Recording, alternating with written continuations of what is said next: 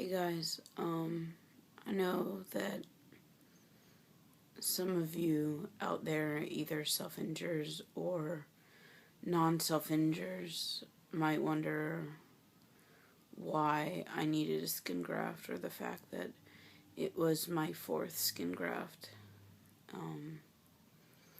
Self-injury is very complicated. It's emotional, the majority of it. It's not attention-seeking. It's not what people try to call emu or whatever. It's about, when I think of it, I think of silent screaming. You can't cry enough. You can't yell enough. You can't verbalize exactly what you feel.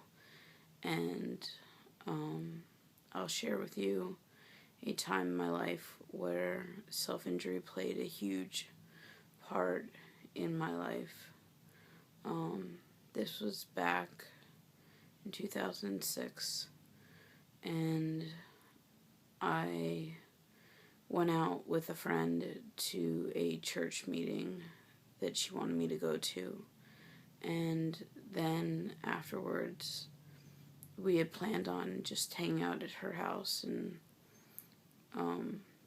just watching movies on my computer because her husband happened to be out of town. Instead, she decided that she wanted us to go out, and there were a lot of drinks involved. We ended up at an adult nightclub, which was not my choice. It was hers. And we stayed until closing, which was 3 o'clock. And then afterwards, because I live in the Tampa Bay area, we ended up in Ybor, because she wasn't done partying. After that, when we got down to Ybor, it was closing because it was 3 o'clock in the morning. So we decided to go to a casino, and I had no idea that they have 2 clubs and that they close in drinking time. You get to stop drinking at 5 o'clock in the morning. So a man approached us, and he was obviously interested in my friend, and she reciprocated, and it went from there. She asked for illegal substances, and the next thing I know, we are finding ourselves in a situation that in my wildest dreams I would have never wanted to be in. Eventually, I was in the back seat of my car. I was removed from my driver's seat and put into the back seat while she was almost passed out in the front. And this man drove us into the neighboring county, close to where my stepmom lives, but I wasn't quite sure because we were going on roads that I had never been on, and we ended up in a warehouse. And he acted cocky and confident and told us that he had just gotten out of prison 3 days before. And when we were at the warehouse, I was thinking to myself, all I could think in my head was Oprah, and the fact that she has had people on there preaching, don't be taken to the second location. And here I was, my friend and I, at a second location, no cell phones, just my car and him, and no way of knowing how to leave. And the fact that I couldn't fight because I'm not as strong as he was, and she was about to pass out. He handed me his passport, and I did my best to scan it, read it, memorize facial features, where it came from, what country. name everything you could possibly think of. I've watched many crime shows, and they portray on TV a different side of what they think you want to believe the law is, and it's not that way. And therefore, I ended up doing the best I could at gathering evidence and remembering it, so that if I got out of that situation, I would be able to tell the authorities where to go, what his name was, and everything. At that point, he voiced that he was going to sexually assault my friend, and I couldn't live with myself if that would have happened, knowing that I would have been sitting outside the door while she was already passed out, and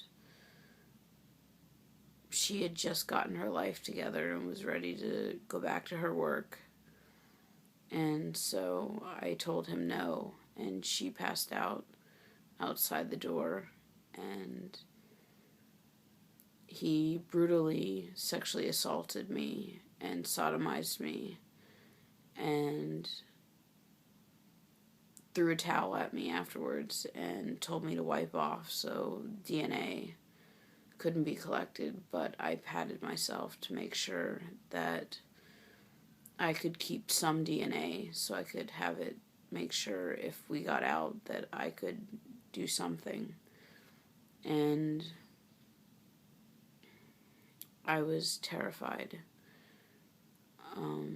He helped. He was cocky enough that he helped her to my car and handed me the keys, and then went ahead and just let us go, as if what he didn't matter, wasn't a big deal, and what we went through,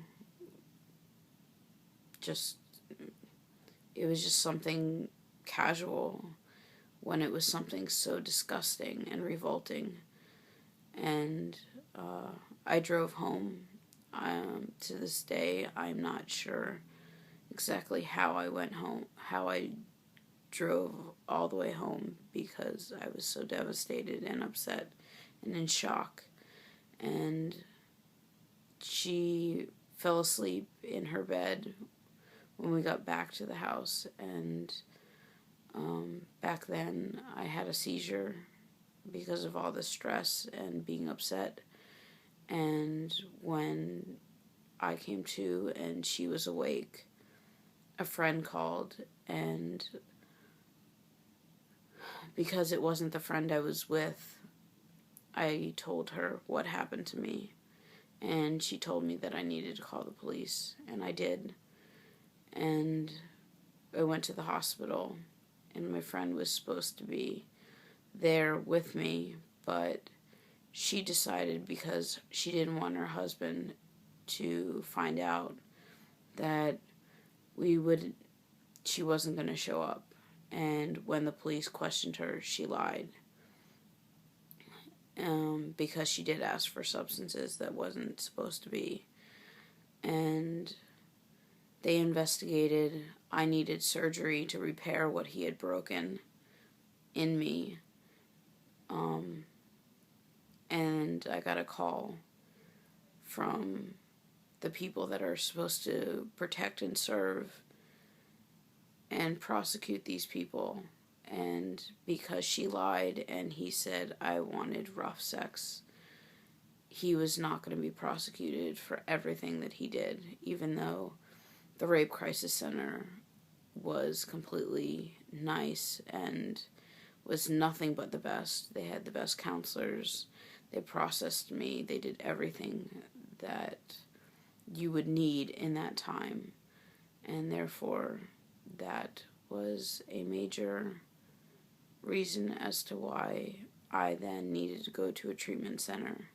Because after living through that, and after living through some of the other life experiences I have, I didn't want to live anymore.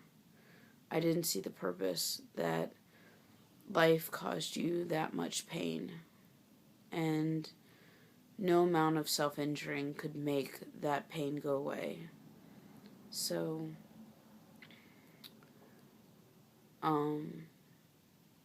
I haven't processed that until lately, and working with a great therapist, I am able to get past that and see that it's part of my past, and if I were to have to go back and redo it again, I would do the same thing, because I would not be able to live with myself knowing that she would have been hurt and I would have stood by.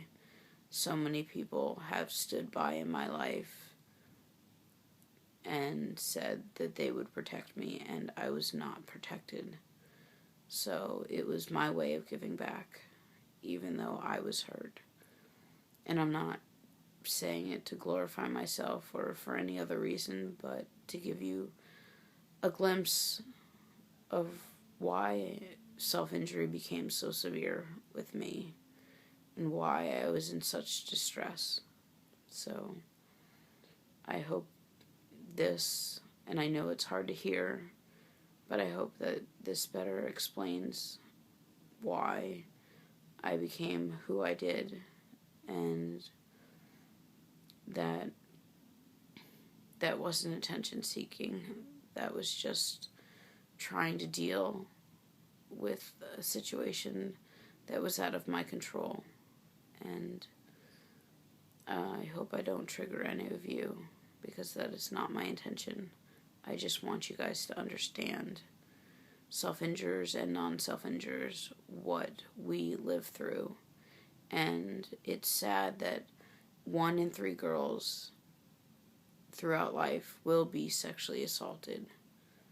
That number needs to drop a lot, and women need more rights. Prosecutors need to understand, and juries and people need to think of their daughters, their mothers, every woman has rights, and we should be protected under the law.